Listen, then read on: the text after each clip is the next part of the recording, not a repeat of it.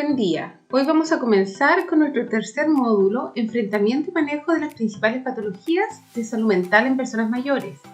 El primer tema que revisaremos se refiere a la psicopatología más prevalente que encontramos en personas mayores. Hemos revisado que existen distintos factores de riesgo que exponen a las personas mayores a distintos cuadros de salud mental.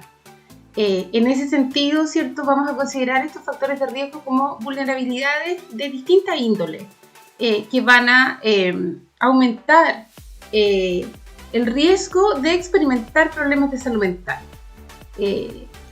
Encontramos, ¿cierto?, factores de diverso tipo. Entre ellos, algunos que son biológicos. Revisamos algunas enfermedades, ¿cierto?, en módulos previos, que afectan a las personas mayores y los ponen en riesgo de desarrollar afecciones de salud mental, principalmente determinada por el deterioro somático y la presencia de algunos trastornos orgánicos como las demencias, el Parkinson, los accidentes vasculares, que van a ir afectando déficits cognitivos, trastornos conductuales y también la aparición de cuadros depresivos. Algunos factores psicosociales también, ¿cierto?, los podemos considerar como factores de riesgo, principalmente las pérdidas personales, lo revisamos también, cómo las personas en el entorno del adulto mayor empiezan a decaer en términos de salud, o a fallecer, y esas pérdidas, esos duelos, ¿cierto?, favorecen el desarrollo de cuadros como cuadros de sintomatología depresiva. También las pérdidas sociales del entorno social. En general, se considera que la soledad, el aislamiento, la falta de apoyo social son, ¿cierto?, facilitadores de la aparición de cuadros de salud mental. Y también debemos considerar como factores de riesgo algunos factores asociados a la salud mental previa del adulto mayor, y en ese sentido, ¿cierto?, el desarrollo previo de patologías en la historia, ansiosas, depresivas, ¿cierto?, podría predisponer a la reaparición de esas patologías en la adultez mayor. Los problemas de salud mental más prevalentes en general en Chile hacen relación con los trastornos anímicos y emocionales en general, los cuadros demenciales y el riesgo de suicidio, que de alguna manera está también relacionado con la prevalencia de las dos anteriores. Y son, ¿cierto?, los cuadros de salud mental, estos tres, ¿cierto?, los trastornos anímicos, las demencias y el riesgo de suicidio, los que están priorizados en los manuales de salud mental en el adulto mayor en Chile. Debemos tener una consideración importante en términos de la psicopatología en el adulto mayor, es que se presentan de forma menos nítida o menos evidente que como nosotros los vemos en el adulto en general. En ese sentido, muchas veces encontramos un subdiagnóstico de los cuadros de salud mental en los adultos mayores porque no se expresan de la misma manera. En ese sentido hay una deuda y existe pendiente la necesidad de investigación y de crear criterios diferenciados para los adultos mayores en los manuales DSM o CIE-10, ¿cierto?, para poder diagnosticar en el adulto mayor de forma diferencial. También nos encontramos con la complejidad de la sintomatología compartida. En ese sentido, ¿cierto?, el deterioro cognitivo, las manifestaciones afectivas, emocionales, como la ansiedad, la depresión, ¿cierto?, y algunos cuadros delirantes que pueden estar asociados a la depresión, tienden a dificultar el diagnóstico diferencial de los cuadros que podemos observar. Vamos a revisar un poquitito acerca de los trastornos anímicos y emocionales. Existe un 11,2% de la población adulto mayor que tiene cuadros depresivos. La mayor parte son mujeres. En ese sentido, ¿cierto?, la prevalencia en los adultos mayores es más o menos similar a la prevalencia en el resto de la población. No es mayor, pero existe la hipótesis del subdiagnóstico porque hay algunas características específicas diferenciales de la presentación del cuadro depresivo en el adulto mayor. En ese sentido, ¿cierto? Hay menos expresión de tristeza explícita y mayor frecuencia de trastornos somáticos. Por lo tanto, ¿cierto? Muchas veces las quejas no están tan puestas en lo emocional como están puestas en las quejas somáticas, en lo que le ocurre, en dolores, ¿cierto? Y en otro tipo de manifestaciones somáticas. También, ¿cierto? Hay una particular relevancia en la prevalencia de los trastornos del sueño, que también, ¿cierto? Son bastante habituales en el adulto mayor. Nos encontramos también, ¿cierto?, con los delirios y las alucinaciones asociadas a la depresión mayor. Entonces, también se presta para confusión como sintomatología psicótica. Hay un mayor riesgo suicida, especialmente en los varones, ¿cierto? Y que aparece particularmente asociado a los sentimientos de soledad, aislamiento e inutilidad. Y eso es, ¿cierto?, un tema delicado. La inhibición y el enlentecimiento psicomotriz, que muchas veces se confunde también con la disminución de la potencia física propia del envejecimiento. Por lo tanto, ¿cierto?, queda un poco invisibilizada esta sintomatología, que en un adulto más joven es evidente que está inhibido, que está enlentecido, ¿cierto?, o que se queda acostado todo el día, y en un adulto mayor podemos atribuirlo a los años, ¿cierto?, y pasar un poco desapercibido. En general, tienden los adultos mayores a tener episodios depresivos más largos y más resistentes al tratamiento farmacológico y, ¿cierto?, muy asociados a sintomatología ansiosa. En ese sentido, ¿cierto?, en general podemos ver en los adultos mayores que los factores psicosociales actúan siempre asociados como desencadenantes o como asociados también a la cronificación de los cuadros. Pero, ¿cierto?, lo que se ha visto más asociado como con capacidad explicativa de la depresión, en general, ¿cierto?, es la dinámica familiar y la presencia de sucesos vitales estresantes en el entorno. Tales como, ¿cierto?, muchas veces las conflictivas familiares, la necesidad del cambio de domicilio, la disminución del ingreso, que muchas veces está asociado, ¿cierto?, a la inactividad y a los sentimientos de inutilidad. Entonces, ahí, ¿cierto?, hay una temática importante. Entonces, en ese sentido, ¿cierto?, los factores de relación y de apoyo social se han visto intensamente asociados como causal y también como pronóstico.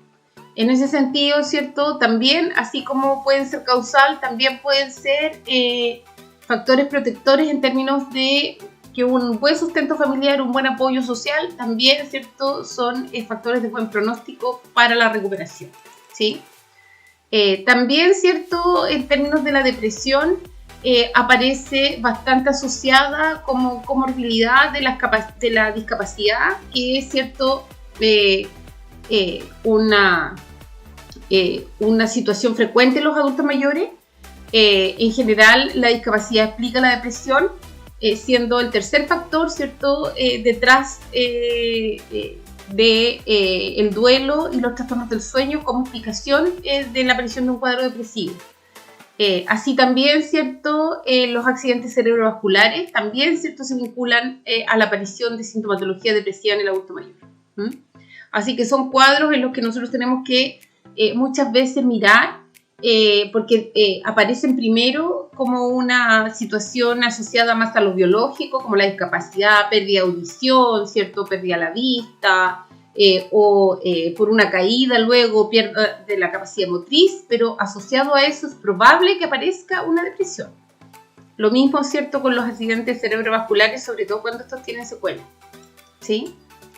Y en ese sentido, es necesario, ¿cierto?, que también tengamos bastante presente que en general los trastornos depresivos en los adultos mayores tienen una comorbilidad con la ansiedad cercana al 80%. Esto determina que muchas veces los psiquiatras o los médicos, ¿cierto?, pesquisen la sintomatología como sintomatología ansioso-depresiva, aun cuando esa entidad clínica no existe en las clasificaciones, ¿cierto?, es puesto así, pero porque se presentan habitualmente asociados, ¿sí? Decíamos, ¿cierto?, que las demencias podrían estar asociadas, ¿cierto?, a la depresión y son en sí mismas un gran cuadro en los adultos mayores. Tenemos una prevalencia de estas condiciones cercana a un 7% para las personas de 60 años y más. Y cierto, a pesar de las distintas dificultades diagnósticas que tenemos en las demencias, porque nosotros vimos antes, tienen en general un inicio muy insidioso, cuesta poder determinarla finamente. Es importante poder diferenciarla de otras enfermedades, ¿cierto? Y lo importante aquí, que en general son un síndrome adquirido, a diferencia, ¿cierto?, del retraso mental congénito, el funcionamiento del sujeto antes era más adecuado y es posible ver el deterioro. Se presentan en general sin alteración de conciencia, son de naturaleza orgánica, a diferencia, ¿cierto?, de los procesos depresivos, por ejemplo, de la sintomatología depresiva. Esto es de naturaleza orgánica y en general hay un deterioro persistente de la memoria, a diferencia, ¿cierto?, de otros estados en los que la alteración está en la conciencia. En general, ¿cierto?, las demencias se presentan, tienen un pic desde los 75 años en adelante, en la mayor parte de los adultos mayores, y las enfermedades que podemos ver con mayor frecuencia son la enfermedad de Alzheimer, que tiene, ¿cierto?, el mayor porcentaje, cercano al 60% de los casos de demencia son enfermedad de Alzheimer, y el otro gran grupo, ¿cierto?, es la demencia vascular, que tiene entre el 10 y el 20% de los casos, que son las demencias provocadas, ¿cierto?, como secuela de disfunción vascular. Luego tenemos demencias mixtas, la frontotemporal con cuerpos de Levy, ¿cierto?, y la demencia asociada a la enfermedad de Parkinson, que también ocupa un lugar cercano al 5%. Importante poder mirar, ¿cierto?, que en general las mujeres presentan una mayor incidencia de la enfermedad, y los hombres, ¿cierto?, una mayor incidencia de demencia vascular, y esta tiende a aparecer a edades más tempranas. En general, para la enfermedad de Alzheimer podemos pensar que existe el riesgo, ¿cierto?, creciente con la edad, cuando hay historia familiar de demencia, cuando tenemos antecedentes familiares, ¿cierto?, de dificultades asociadas a lo congénito. Y en términos psicosociales se ha podido ver, ¿cierto?, que también ahí hay un riesgo cuando el estatus socioeconómico es más bajo, hay menor nivel educacional y menor grado de actividad y relación social.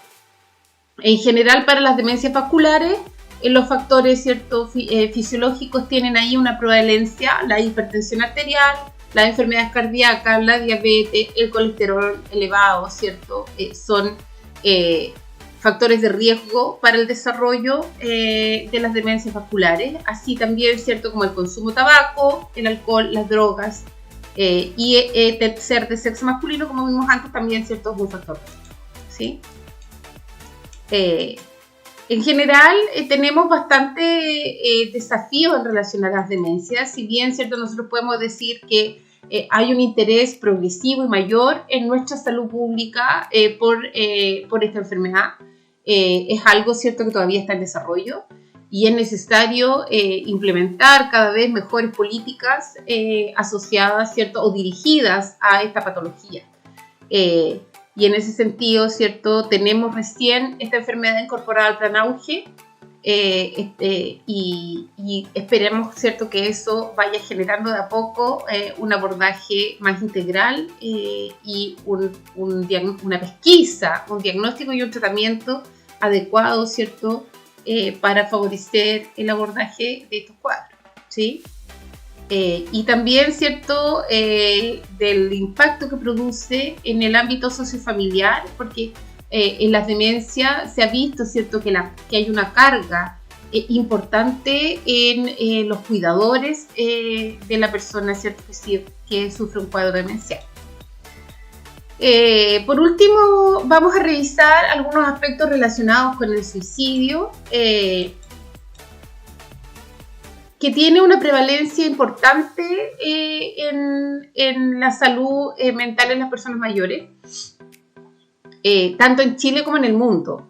En general, el grupo etario que presenta mayores tasas de suicidio son las personas mayores de 80 años. Es un fenómeno, ¿cierto?, transversal, y ya en los mayores de 60 empieza a haber un incremento, probablemente asociado, como decíamos nosotros antes, al creciente sentimiento de soledad, aislamiento e inutilidad, que las condiciones de vida en general en muchas ocasiones empiezan a volverse un poco adversas, y eso pudiera favorecer, ¿cierto?, que las personas se acerquen a esta alternativa, particularmente cuando hablamos de los varones. Entonces es un grupo etario que está eminentemente expuesto a esto.